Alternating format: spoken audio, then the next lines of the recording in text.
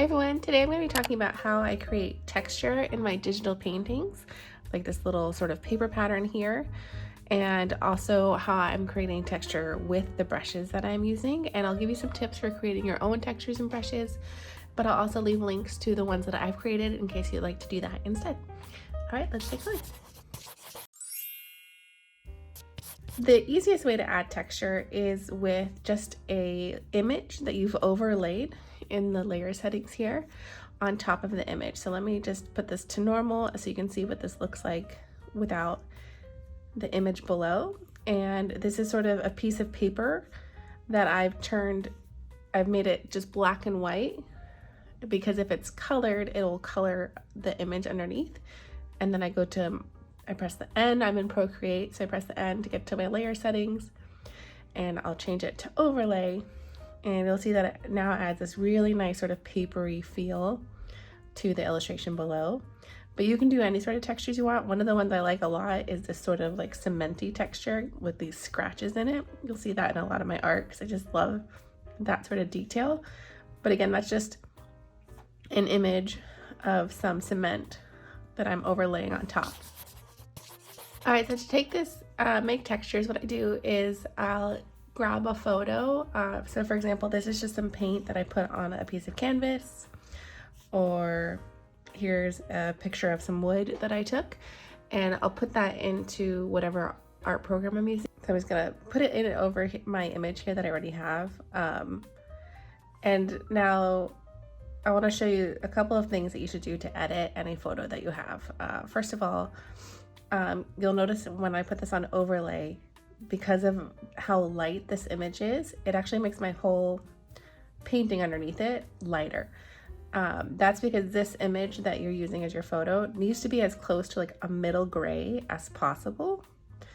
So I'm gonna go into curves, and you see all the information here is over to the right, so we want it to be more in the middle.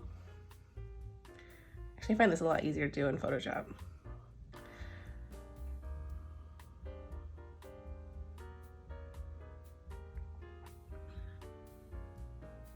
Let's see if that worked.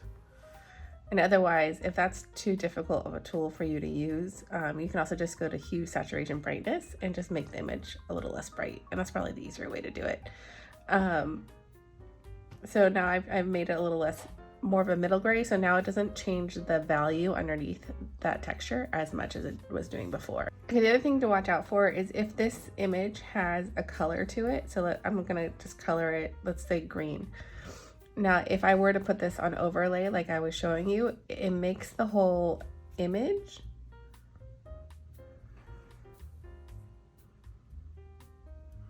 it'll change your colors a little bit. See how this yellow sort of becomes a different color of yellow? So if I go back here and I change again the saturation, so now there's no saturation in it. Now it just adds that extra texture in without adjusting my color or my value. So that's the edits that I would make to any photo that I'm gonna put in here. My favorite settings to use for textures is overlay, but sometimes if the image is really white, overlay won't work. And so another one that works pretty well is multiply, but you just have to be careful because sometimes it'll do this. So again, you're just gonna have to go in and change the brightness of it, or how much opacity you're using. You can also go here, change how opaque it is as well. So just watch out for those when you're adding textures on top of your image. Now in my texture pack, I've already created these textures so that they're seamless, and also they are all grayscale and at like a medium texture, so you should be able to just put them right in there. So for example, this one's sort of like an antique kind of paper. When I put this into Procreate, I can just move it and then duplicate it, and it's seamless already. And I just merge that, change it to overlay, and it should be already very close to the right levels. And if it's not for your image, just adjust it like I showed you earlier. So for this one, it looks a little light. It's gonna darken it just a little. There we go.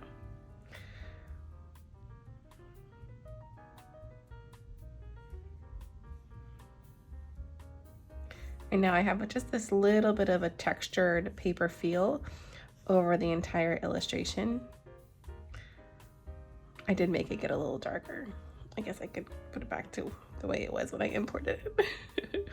Anyway, so now it has this nice textured feel all over the entire illustration, but you don't have to do over the entire image. For example, one of the things that I like to do is I could do just the background. Let's see, so I can just take this image and move it down here underneath everything, all of her. So I put the texture underneath her, so now she's more clean, and then the background is more textured, and that sort of helps her pop. So that is another thing that you could do, or just using different textures between the different parts of your illustration. All right, now let's talk about brushes. All right, you can see this illustration before I even turn on the texture already has quite a bit of texture in it from how I'm using my brushes. So I'm going to show you all the different kinds of brushes I use and to create these different textures. All right, so you can see even here in just my sketch, these are pretty textured lines that I'm using. And these are the sort of brushes that I like to use for that. So first of all, the default dry ink brush here under the sketching tab is actually on its own really great. So you can definitely use that. And then in my brush set, I created almost some different versions of this. One that's a little bit of a thinner, and then we get like more wide and chunky versions of it. Partly I did this because depending on the size of the file, I wanted it to be adjusted. If you also need to change the size, you can just go to your settings here under properties and change the maximum size or the minimum size and adjust it as well. And then I also created some really thin brushes here for like writing text, like calligraphy, but it still has a little bit of texture. And I actually don't use these super clean lines very often. I almost always just go for texture, but I really like a lot of texture in my paintings. All right, next we're gonna look at this sort of like textured sort of speckly look that I have in the background that I created and some of the ways that I create that. So first of all, I really like to start with my big chalky guy. And I like that because it doesn't always fill in all the way. Even if I go over it again, like it takes quite a bit of work to make it to fill in. And I love that it leaves a little bit of that sketchy sort of paper feel through it, just with how I painted on it. But then I also have some of these hard speckles.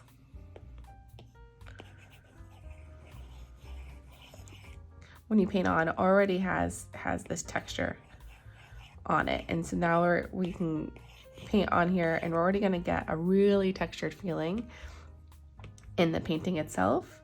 And then if you need a bit of some softer here, like here's this, like I named this one my like cloud brush.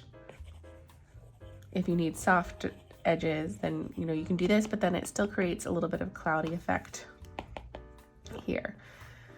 And so those are the sort of brushes that I use to create that effect. And I'm going to show you how to make brushes like that. So in your brush settings, when you create a new brush, you're going to go to your grain settings and you're going to choose a grain source. And you're going to click import. And you can choose even just from their source library because they have a lot of really great ones. Like this bonobo one will probably make a really fun speckly brush. And you're going to say okay, and look, see now you already have your own speckly brush just by doing that.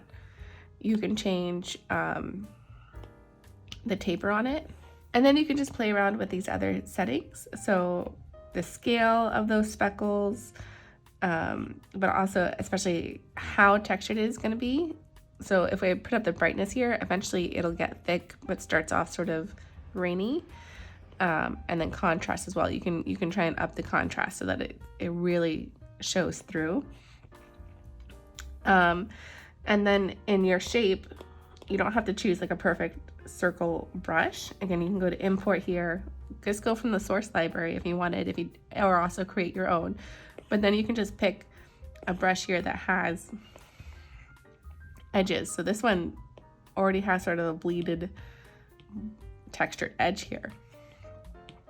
And let's see how this one looks. This is just completely from within Procreate without anything new, what we get. And look, we already have a pretty fun sort of textured brush.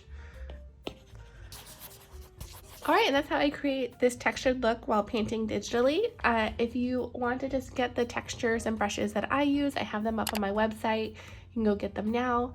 And feel free to leave me comments and I will try to answer them. And if I need to, I'll even do another video. I also already have a video that goes more in depth on how I use textures and how I use clipping masks to make it so that they only affect one area of the painting. So if you want to check out that video to get more information on how I use the actual textured photos, I highly recommend it. All right, I'll see you guys next time.